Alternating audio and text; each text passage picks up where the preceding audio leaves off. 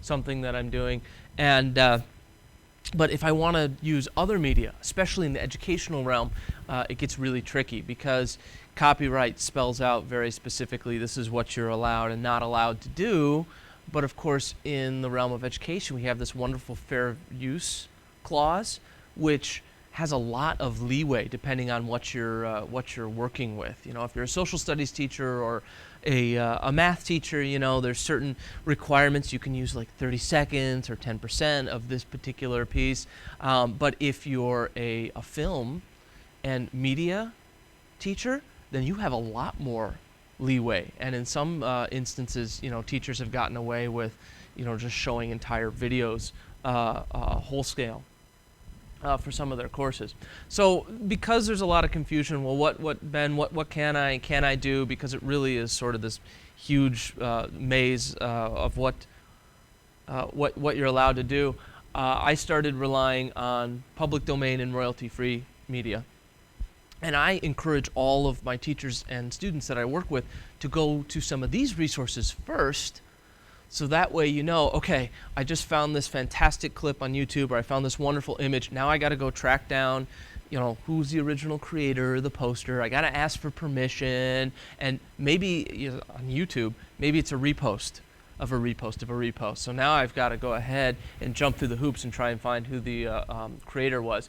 With public domain and royalty-free stuff, it makes it a lot easier. And generally, when you find something, the artist or the creator's name is right there. And before I get into that, I just want to touch real briefly on Creative Commons. How many of you here are familiar with Creative Commons? Okay, good. Lots of hands. All right. So the idea of copyright is a very old system, and at least here in the United States, legislators have continued to add requirements and restrictions on copyrighted, and I believe the most recent update, the Digital Millennium Copyright Act that was passed in 1999 or 2000, it now protects authors' works up to 70 or 75 years past their death. 70, right. It is 70 for an individual after their passing, and for a corporation, it's 120 years outright. Oh, okay, thanks. So there you go. So Gore Vidal, who just recently passed, all of his essays and books and everything, they're going to be protected for another 70 years. And that's, I don't want to say it's crazy, but it's like, wow, that's a long time for his estate or any of his survivors or anything to be collecting money on that. And it makes it really difficult then to access these huge banks of wonderful media that we've used and we've had access to. So Creative Commons basically is the idea that when you publish something to the internet, it's automatically copyright. And that's something I always tell teachers and students, and they're like, what? Yeah. It's actually written into copyright law. If you publish something online that you've created, even if it's just in a blog post, oh, you know, I just took this, maybe you've got a Tumblr or a Splash blog or something, I just took this picture, the snapshot at Disney World or at Screencast Camp right here, and I put it online. Boom, that's my picture. I now own the copyright to it because I put it there automatically. Creative Commons is a lot more flexible, and rather than saying when you post something online it's copyright and now everyone has to go and seek permission and you can go ahead and tell them no all you want, Creative Commons starts off with the viewpoint of if you publish something online, it's probably because you want to share it, and it's probably because you want other people to have it and use it. And so we're going to start with that. So they've got a few different licenses. You could see right here the selected license that I have here. It says Attribution 3.0 Unported. And basically what it allows you to do is just set up specific restrictions. So it starts with the premise of you can use this. All the Creative Commons licenses say you can use this. If you apply this license to this picture that I just took of Screencast Camp, you can use this. With the attribution license, all it means is you can use it as long as you tell people who the original creator is. Okay, so if I take this picture of everyone in this room right now and I put it on my blog and I apply this Attribution 3.0 license, they can go ahead, they can use that image wherever they want, as long as they're giving me attribution. And they make it really easy to go through here answering these questions. You want to allow modifications of your work? I could say no, boom, and now my license is no derivatives. So you can use my picture, but you can't go photoshopping it and moving people's heads around or turning it into some meme, something. That doesn't mean that people aren't going to do it. You know how the internet works. But it's a lot easier, especially in the educational world, to share things like this and people feel a lot more comfortable.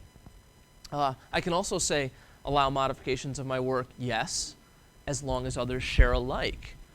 So I can put this out there and say, yes, people can use my piece of media, and they can even rework it all they want as long as they attach the same license and they allow other people to use it as well.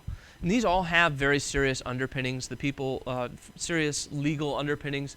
The people that were behind Creative Commons a few years ago, they actually gave iPods to everyone in Congress here in the U.S. with a whole bunch of podcasts and media that describe Creative Commons and how it works. So these are all legally binding.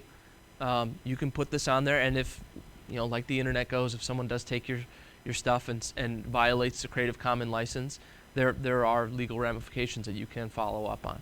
So I won't go any more into Creative Commons, but as you can see, they offer a really wonderful tool. You select your license that you want. You know, do I want to allow commercial uses of my work? No. Nobody's going to make money off of this except for me. And then they give you a little code right here so you can copy that code, paste it in your website.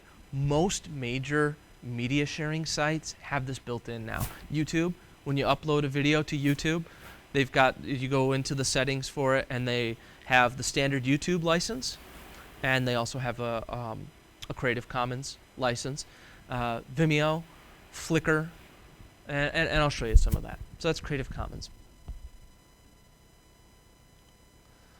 All right, so here we go. This is not a very exhaustive list. They're just 10 resources, and when I'm done going through them, I'll open it up, and if anyone wants to share some of the resources you have, go ahead and put them on this Google Doc, by all means. That's what this is all about. And because I'm in education, some of my resources kind of skew towards education resources. So if you see it, it's like, oh, okay, well, that's great. Pictures for kids to look at animals. That's just where I'm coming from. So, you know, if you're not seeing a lot of that stock photo of, you know, that marketing photos of the people looking happy with the headsets on and stuff like that, that's because that's not my industry. So anyways, I got 3 sections here: audio, still images, clip art, and video. And we'll just go ahead and start with audio. And the first one being Freesound. And Freesound is a lot like Flickr for audio. How many of you have ever seen the Freesound project? It's a really cool site. It is a huge open source project to share audio the same way that people share images via Flickr. And so it's all user-generated audio. It's not one of those things where you have to purchase, you know, oh, it's free, but you're actually purchasing this CD with like stock, back in the day, a CD or MP3s of stock audio.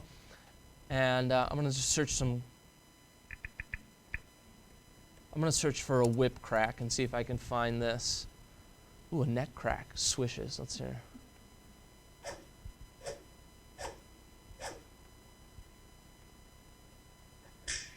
Oh, there we go. I've used this one before. I use this a lot because I like to put little sound effects into my screencasts. And I was one of the runners-up in the education category for the Screencast Champ Awards last year, and I had this whole motif. I dressed up like a cowboy and everything because I was living out on the wild, wild web, and I wanted to have some fun with it. So I went ahead and downloaded that whip crack, and at the beginning, during the intro, I had some music playing, and every time I said wild, wild web, the whip would crack, and it was just something fun. So this is really cool, and because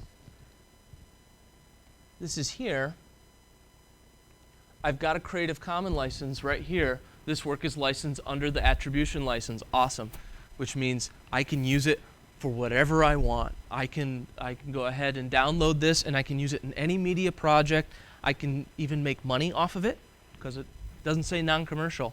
All I have to do is just say that this was uploaded by CGFX. That's the creator of this file. And there's all sorts of really awesome audio on here. I had students making a soundscape, a sound effects story.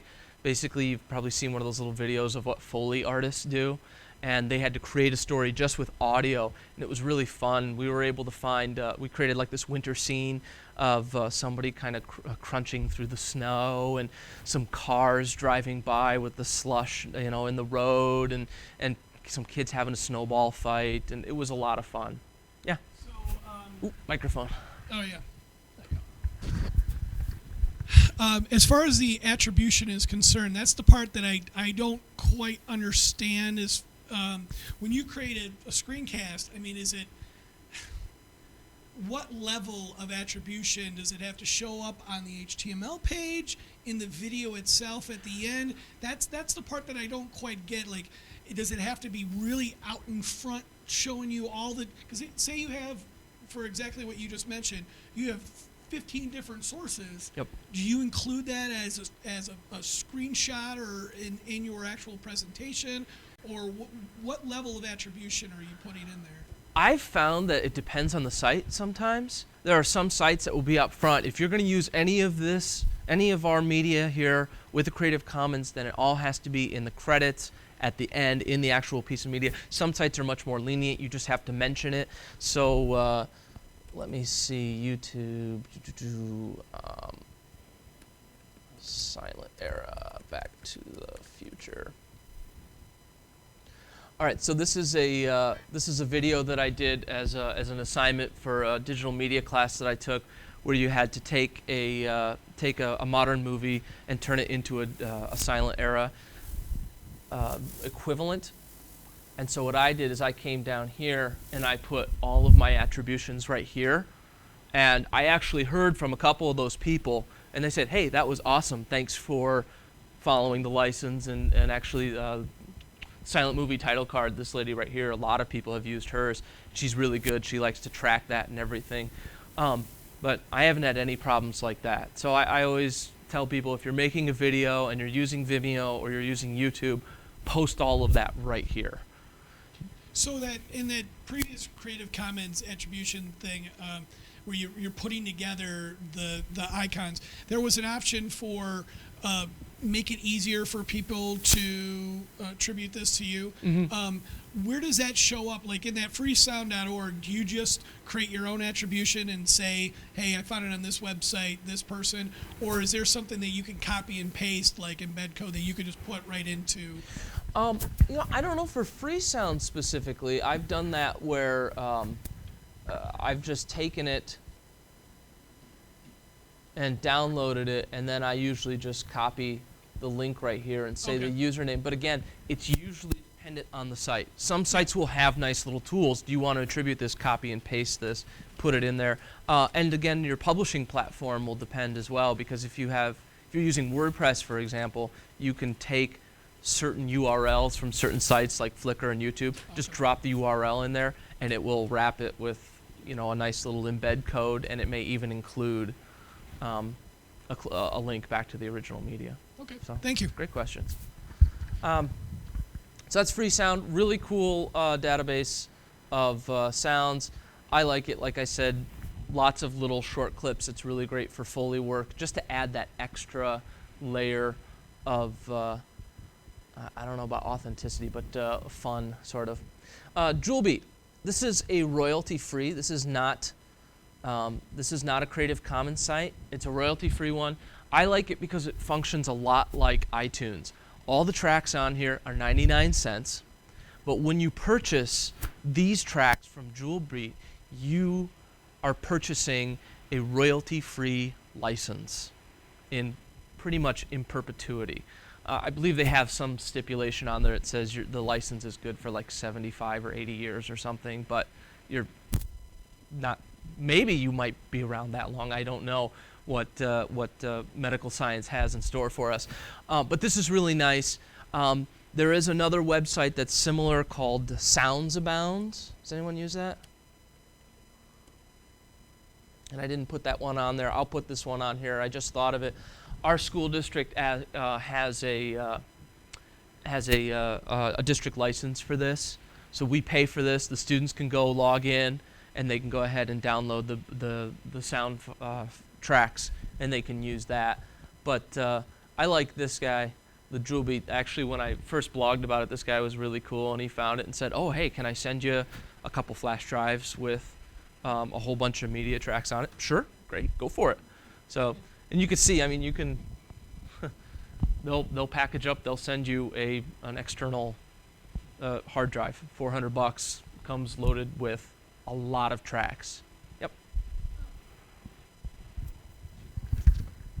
Sorry, I was fixing an internet connection while you were talking. Yeah. Can you show us a search for a song and show us what it looks like? Is it just a song? Is it multiple links of the same song? So, let's see. I'm going to search for nature. Okay. So you can see a lot of them have the videos attached to it. Let's just play this Nature at Rest. You're not going to get, a lot of times I'll show this to kids and they'll immediately start, oh, okay, let me go search for Kanye or let me go search for an artist. You're not going to get that music. And I always tell them, you never will. You know, you can go to iTunes and pay 99 cents, but when you pay 99 cents for that, you're not getting the license. You're just getting the license to listen to it for yourself. So this stuff is more mood music, elevator music, really nice background music. Because sometimes it's difficult. Some people I know, they like to go into GarageBand and they create their own loops, but not everyone has a Mac to do that. Other people will just use the stock stuff, but the problem with that is eventually all the videos start sounding the same, and you'll see that with a lot of the indie journalists and blog sites and everything. Oh, great, it's another Windows Movie Maker intro with the blue screen and the, you know. Not that I'm knocking Windows Movie Maker, just I'm guilty of it myself with the Apple loops in iMovie. One thing I wondered about is on these sites, do they have the right, like if there was one that we looked on and they play music, and how do you know the person who uploads it has, you know, like music, like sheet music has restrictions on. Sure. So how do you know that it really is theirs, or that they've got the right to do it, or? I guess in a nutshell, you don't. I mean, because technically, they could be anywhere. But Jewel Beat and Sounds Abound have been in business for a long time, so they've overcome any of those, you know, kind of fly-by-night. Hey, look, we've got a social network up for sharing music, and I'll show you another one where there are some issues like that. But if that is a concern, you might want to stick with Jewel Beat, Sounds Abound, one where you're paying for the license, right? So if there is anything that comes out of the woodwork, like, hey, wait a minute, this is copyrighted material, you're not on the hook, they are.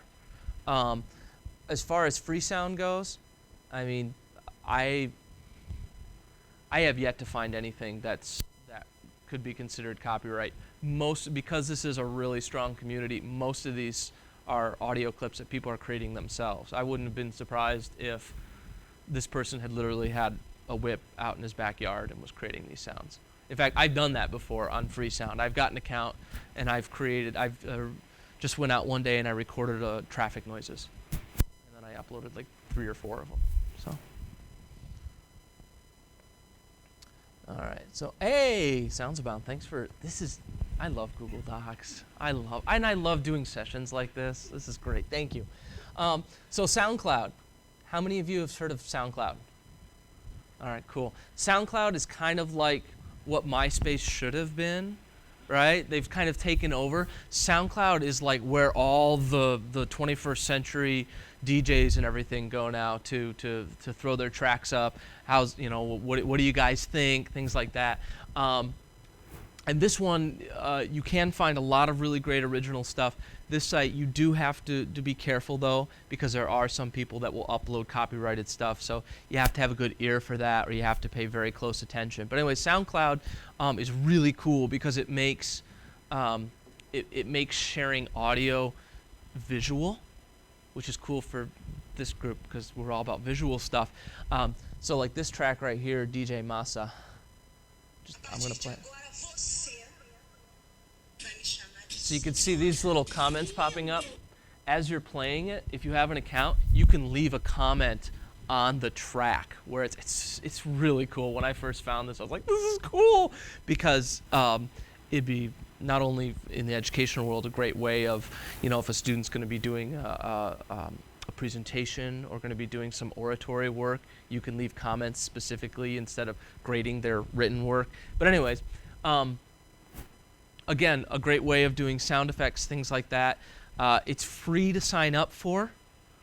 Anything that you can download should be free to download. Not everything you can download, because it's up to the user whether or not to allow that. You can also create groups, so you could be sharing media. And let me just see. I'll log in real quick.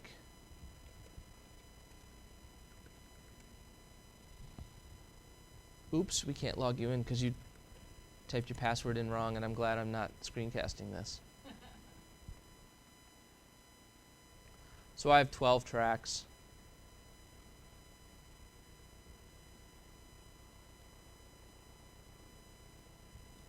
Might be hard to hear. I was doing, again, for my digital media class, I should have plugged into the speakers. Sorry about that. For the digital media class I was taking, we had to do some sound effects, so I had a bowl of Rice Krispies, and I got my iPhone out, and I just recorded that. That's not necessarily, like I said, where this community is focused on. If you're looking for those types of clips, head over to the Free Sound Project. This community is more about indie music.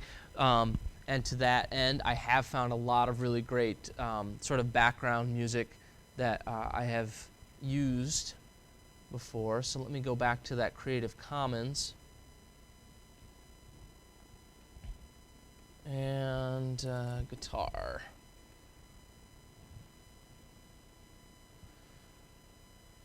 Show some advanced search options.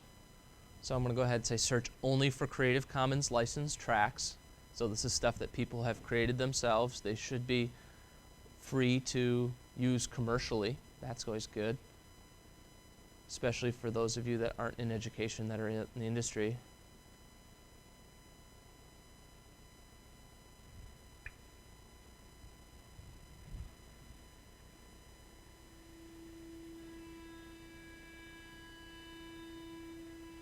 Oh, that's kind of annoying. I don't like that at all. So we'll come down to guitar herder.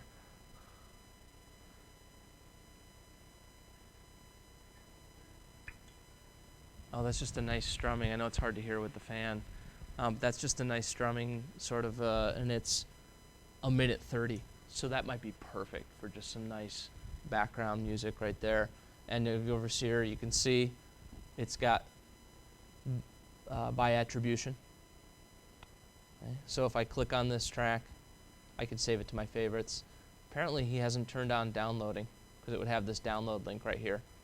So I might go ahead and favorite this and add him to my contacts and send him a quick little message that says, hey, I love this track, could you offer it for downloading? So that's a cool one. I like it. And then Vimeo. How many of you use Vimeo for any of your video work? Yeah, kind of. Do you?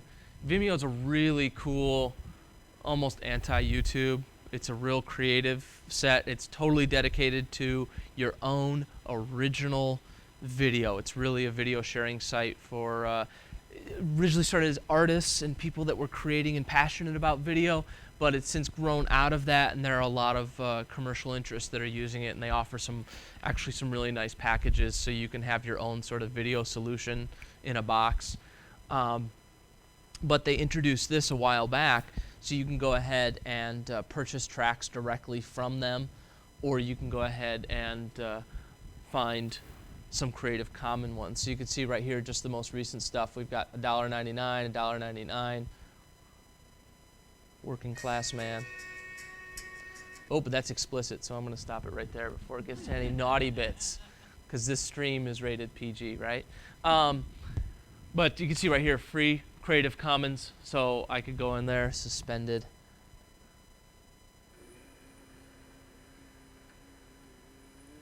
Let's see, describe the music you're going for. Ooh, jazz.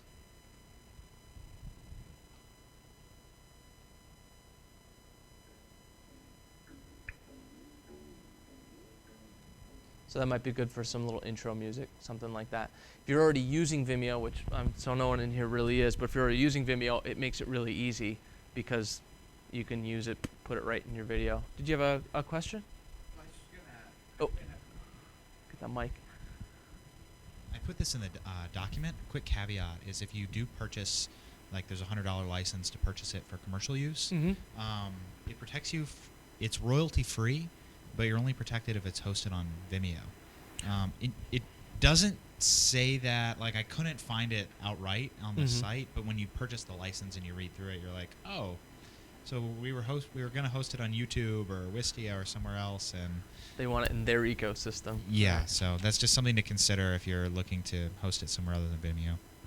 And that's an excellent point. Like I said, my area of expertise is not in the for-profit industry, coming from education, not-for-profit. There's some different rules, so when I see something for personal use, oh great, because the fair use clause would cover that then, because a student is sharing something that they've created as a part of their education. So thanks for putting that in there, appreciate it. So that's Vimeo. Premium Beat, wow, someone threw Premium Beat on there, cool, all right. Not that I don't want to look at it, but it's already 10:30, so I'm just gonna Skip over it. But it's like another place where you can purchase for music like this. Let's take a look at it real quick. So like Jewel Beat, something like that. Ooh, Yeah. free music and sound effects. I like that.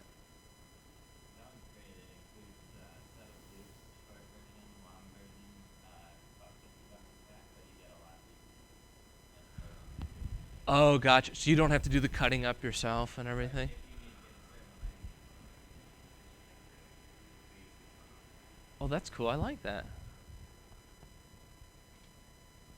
All right, so down here to still images and clip art. This first one I'll just gloss over, Pics for Learning. It's really educationally focused. These are for the kids. They want a picture of a dog for their third grade PowerPoint project, where they're basically doing a PowerPoint version of a research paper. Oh, okay, we need a picture of a dog, so here we go, and we'll grab this picture of the dog right here, rather than going out and doing a Google search, and who knows who owns any of those photos on Google search. You can go right here, and this will tell you right here, boom.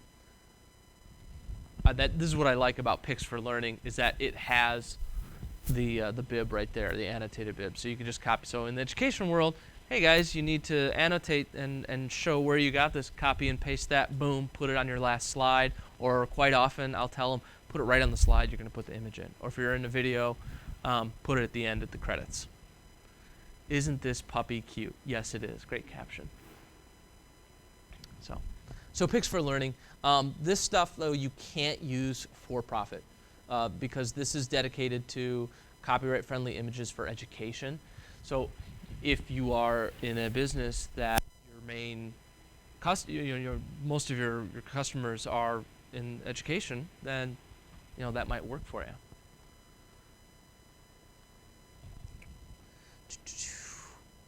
Open Clip Art Library. This one's a little more geeky because a lot of this stuff in the open. Come on, Open Clip Art, go.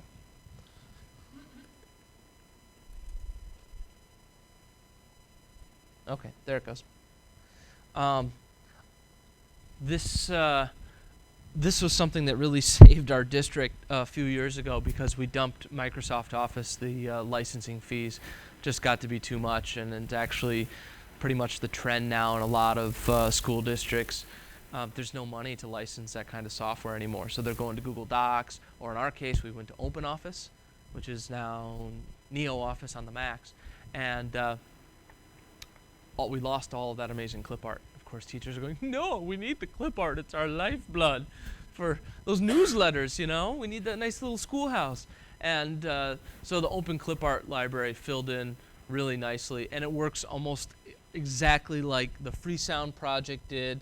If I happen to need some nice clip art of sausage, which who doesn't need a good clip art of sausage every now and then, I guess, with a little spicy mustard right there. I like that. So, but there you go.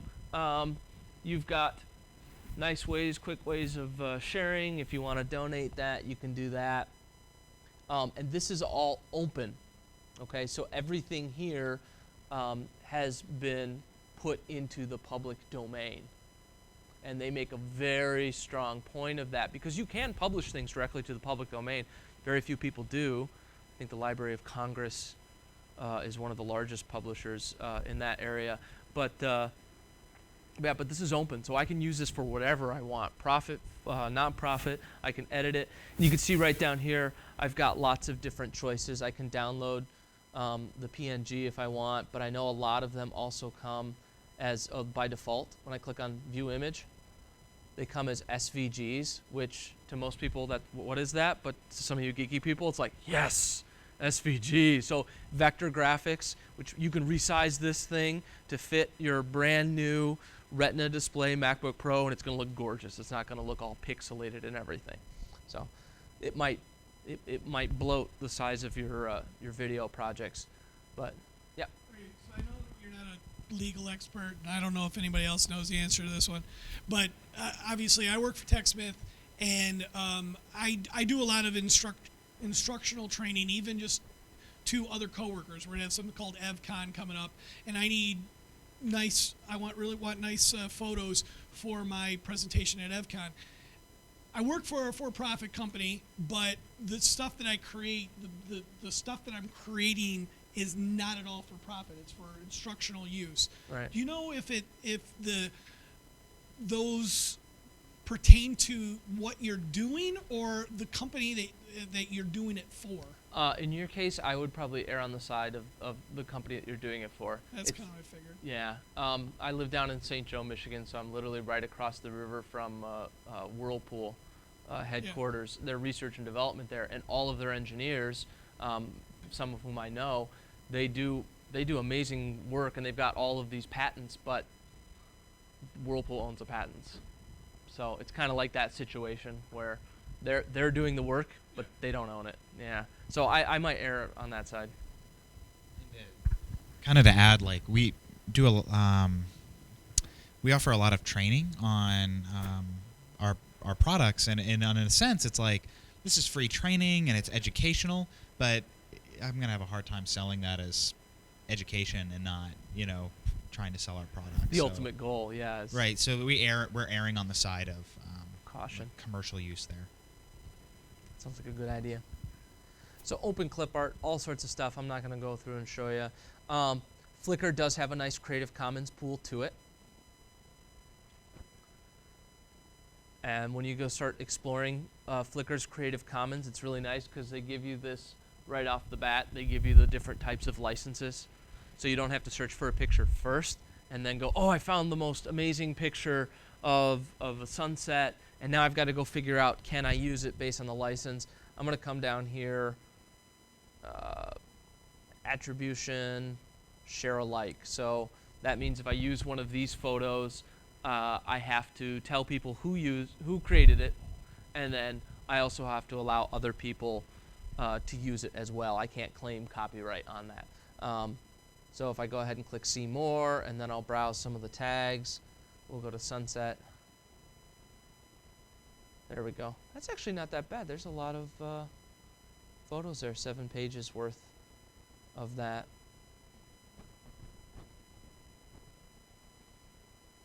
And right down here, license, some rights reserved, attribution, share alike. So there's nothing there about non-commercial, so you can use that to make money. Go for it. And that's I love that. And unfortunately, in a lot of school districts, Flickr's still blocked because it's a social networking site and people are sharing stuff. But there's so much great stuff there. It's sort of a toss-up. Some districts have it open, some don't. Obviously, that wouldn't be an issue in the industry that is making money off of this sort of thing. So, but I like this, and when you upload this, you do have the ability to come down right here and change that license very easily. And people are I found people are very respectful on Flickr. I've had friends that are on Flickr that have been approached by bands and said, hey, we really like your image, we want to use it for an album cover. You know, what would you like to charge? Guys, like $10, whatever, you know. And I had I've had various nonprofits come through, educationally focused nonprofits, and find my images, and because I've got the Creative Commons license on there, you know, they go ahead and they use them. They're usually pretty nice, and they'll put a comment on there that says, hey, we use this, we really like it. So it's kind of nice. I know Flickr's really old, and so some people kind of go, oh, that MySpace effect, you know, it's old, it's not young and fresh and hot anymore, but it's still a good resource. Ooh, presenter media, what's that? I added it. Oh, let's get her a microphone. You can get a whole lot of graphics. They're mostly those naked little stick figures. Sometimes they have clothes. It's This is a huge joke in our company because we Risque prefer stick them figures. dressed. But as you can see on the screen, some of them are actually animated. They do all of this in PowerPoint. But there's also still images. Some of them, they're modifiable. So if I don't necessarily like the color, I can change out a color of something. I can change the size of the graphic. This is actually a subscription, but it's only $60 a year. And for my company, with the volume of which we're using this, we even used it in a book that we published. It was well worth it. $60 a year might as well be free to us because we're using it that much. So it's an unrestricted license that you have then? Completely unrestricted Wow. license. We can use it for anything. Like I said, we published these in a book. Cool. So And I see these guys all over the place, so maybe that's only $60 a year. That is right, yeah, next to nothing. it's not terribly expensive. This is one of my favorite animations. This whole with on the screen and throwing stuff around, and you can actually enter in the text, and it'll put the text up for you. But if you're using it looking for business purposes, this is a great one for business. And you said a lot of yours are animals and stuff, but necessarily don't have the marketing graphs. This is a great business one. Yeah. Well, that's good. I would gladly take something like this to my secondary teachers. You know, because like I said, a lot of the media and everything out there is more focused on soft, touchy-feely stuff. Is that $60 the whole company, or each person in your company, or? I'm not entirely sure about that question. It appears to be an individual login, but there's 2 or 3 of us that are using it, so we may actually be breaking our license by 2 or 3 people logging in Uh-oh. to the same account. Gosh, this is streaming online. Can we edit that out, please? Can we cut that out in Camtasia? But yeah, good question, and that's something that you should probably look into. But at $60 a year, we find it to be a bargain. That's great. That's great. All right, moving on down. Wow, 43 other viewers. Did someone share this on Twitter? All right, that's actually okay. So video, just a few little ones right here. Sometimes it's really difficult to get video sites that will allow you to, well, like YouTube. YouTube has the wonderful Creative Commons license there, but then they don't make it necessarily an easy way to get it off of YouTube because they want you to embed it, right? So you use something like, you know, various downloader or something, which I won't mention here. So you can Google it. But Next Vista for Learning, this is totally for the education folks. This is by a wonderful man named Rushton Hurley. This is his nonprofit. He's dedicated to video, instructional video. He's out of California. He's actually going to be here in Michigan in 2 weeks down in Mattawan. I'm bringing him in for a tech camp of our own down there. And all of the video that's on here is licensed under Creative Commons. It's all instructional video. He focuses on kids, you know, showing off, demonstrating what they can do. So if I go to light bulbs, we can see some simple stuff, math, vocab lottery, probability here. Every Friday in our English class we hold vocab lotteries. The teacher has 2 decks of cards. One deck contains the names of every student in the class. So a little bit of a common craft style video going on here, but this is all free to use with attribution. You know, he's got links here, downloads, things like that. Again, really, really good for the education market. Those of you that might be in running a commercial business that caters to the education market, you could certainly use this as well. Movie Archive, Internet Archive, is a really, really cool place. How many of you have ever searched through here? Yeah.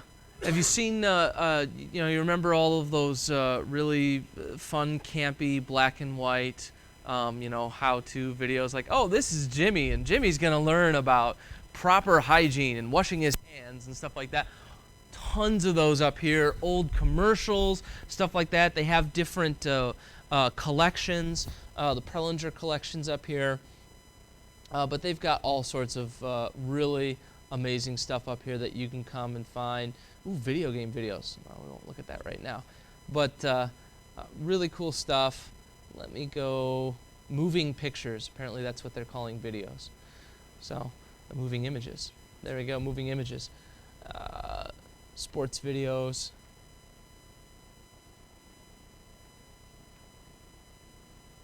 So this is more modern stuff. Hill Country Cowboys versus the Horned Frog scrimmage game. This is not very high quality. You're probably not going to be using this, okay? But if you come back up here and search, they've just got an amazing collection of videos, and it's 1046. So unfortunately, I don't really have a lot to show you, but Black History Month and famous banjos.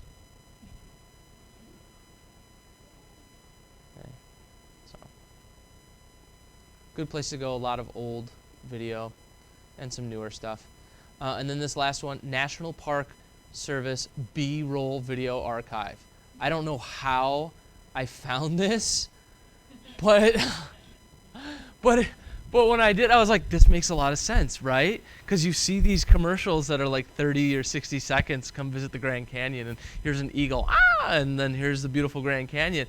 And it's like, putting together a screencast, it takes hours, goes down into 5 minutes. Some cameraman or crew was out there for literally hours, maybe days, in these parks just capturing footage. And so this has been really, really cool for a lot of kids that are doing science projects and science videos, and so like biology or something involving nature, or kids that just want to create a certain mood and that sort of serene, outdoor, woodsy type video. It's all B-roll, and because it's the National Park Service, it's all in the public domain. Because the government has created it and published it, it's free to use for whatever you want. So you can go down here, and I can go to monuments. Let's see. Ooh, Ellis Island. Ooh, Statue of Liberty. Yeah, we'll do Statue of Liberty. Okay. So, not a lot here. I mean, it's just B-roll. So it's not going to be something that's been highly produced or something. It's just B-roll footage. Now, this particular one comes in, H.264. So you can pretty much handle that with everything.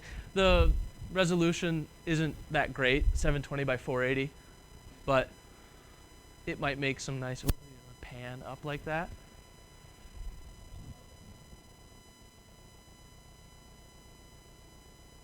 I could see where that might work really well in a student-produced news show, something like that. So, but it's just crazy, some of the stuff that you find hanging out. Generic assorted B-roll video. 4 minutes of generic B-roll video. That's, there it is.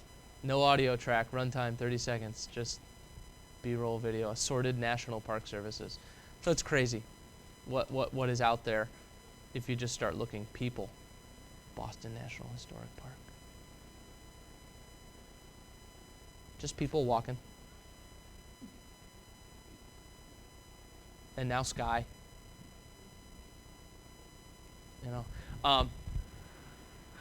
So this is definitely educator friendly, but it also might be for if you specialize in the media for your company and you've got the time to sift through some of this stuff. There might be a lot there I could definitely see a company that specializes in doing educational videos for digital curriculum, something like that. This would be a treasure trove for them. So there you go. If you have anything else, please throw it on the document. And if you already put something on here, like the presenter media and the beats up here. Oh, premium beat. We got another one, stock 20. If you want to put just a little quick what's there, and yeah, like a caveat, if you have anything that you want to put there, that would be extra helpful. So when people go there, they know, hey, I'm going to be looking at royalty free, so I might have to pay something, or I'm looking at Creative Commons material. That would be awesome. But please share this all you want with whoever. So, thanks.